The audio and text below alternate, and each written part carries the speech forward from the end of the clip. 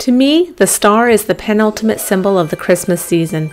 It's a message of hope, of joy, and of peace. A couple of years ago, I created this mosaic version of a wooden Christmas star.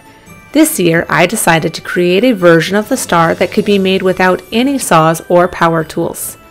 The star is made using a woodworking technique called marquetry, which consists of inlaying cut pieces of veneer to form a pattern.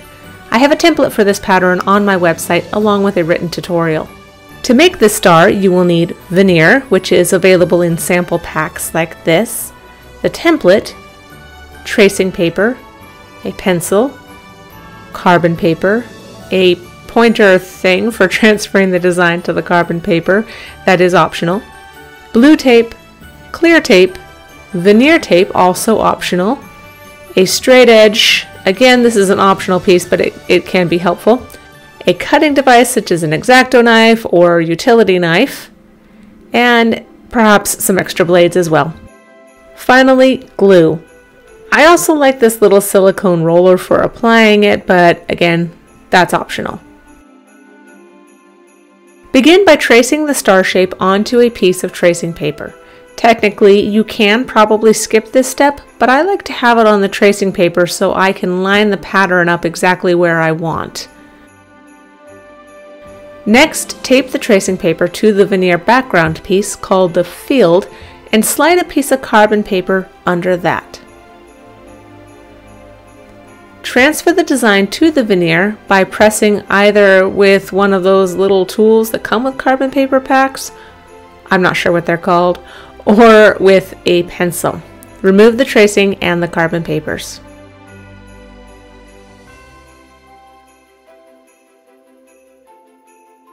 I like to quickly shade in the parts of the star that will use a darker colored material as it is set up on the template. That just helps me keep from getting mixed up as I'm working.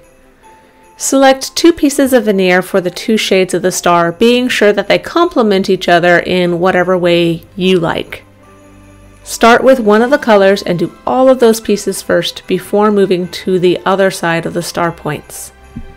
Orient the veneer sheet behind the field piece.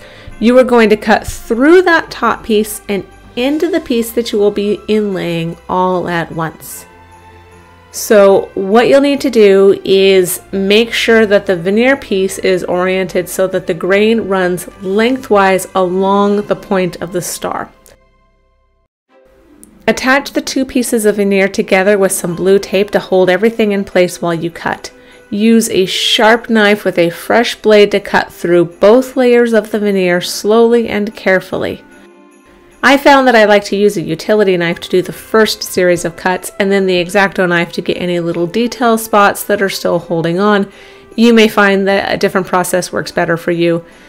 A lot of people will also use a fret or coping saw for this. For the purposes of this tutorial and in the interest of avoiding having to purchase too many supplies or tools, I wanted to keep this super simple.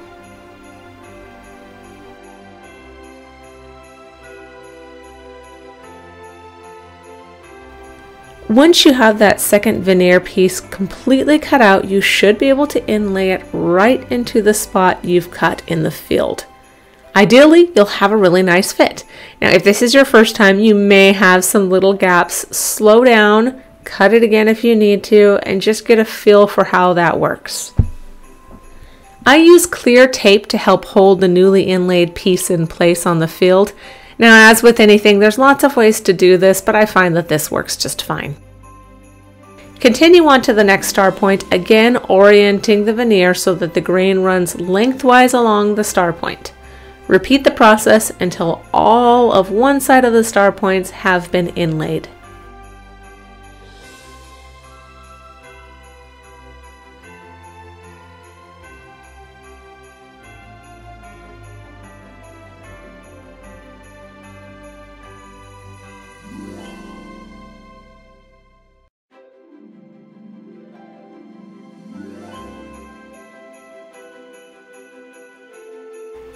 Now switch to your other piece of veneer, which should be a material that contrasts somewhat with the first side of the star.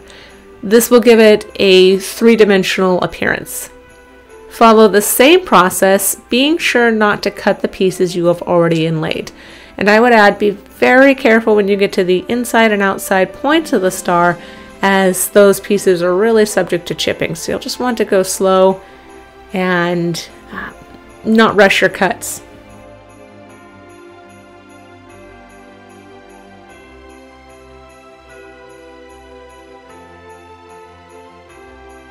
This process does take a little bit of time. It's something that I like to do while other things are going on. You can just kind of relax and take your time with it.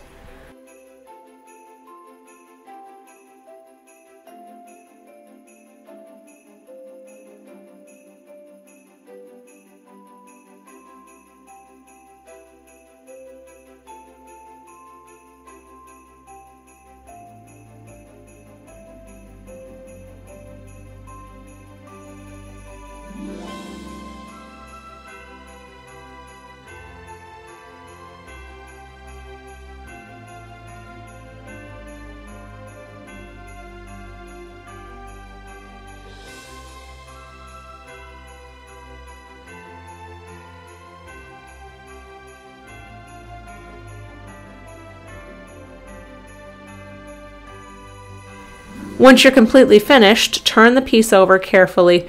Now, this part is optional. This was the second time I attempted this technique. The first time I just used regular tape to hold everything in place before I glued it down.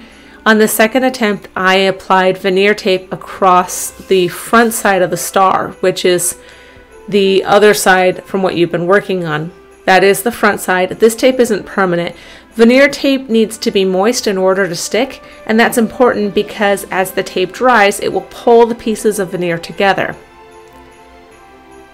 I did find that the results were better on this second star, though that also might have something to do with the fact that I'd practiced once before, but I do think that the veneer helped. I do think it pulled out some of those little bits of gaps.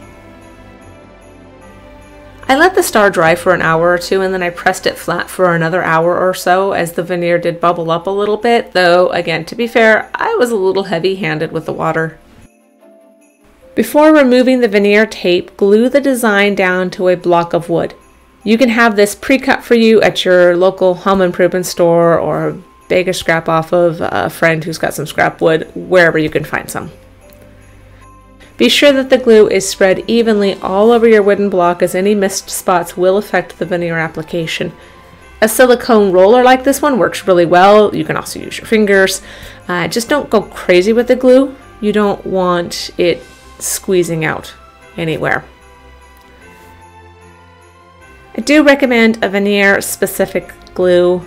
Again, this is available at woodworking stores. I know it's a specialized item, but this type of glue is formulated so that it won't bleed through veneers, and that's ideal here. And yes, I will add that this part does show a different star. This was the first star I did. This is just the footage I had of this part of the process. Once you've glued the star piece to the backer, you'll need to sandwich the design with another board on top and then clamp the two boards together with a bunch of clamps. Alternately, if you do not have clamps, you can pile on books, furniture, or whatever heavy objects you can find.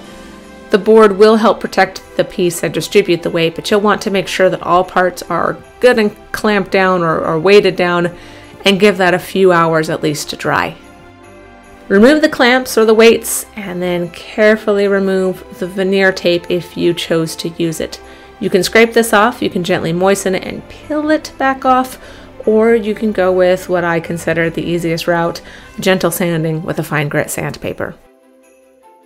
Finish the wood with whatever you have on hand. Mineral oil works well. I like to use walrus oil.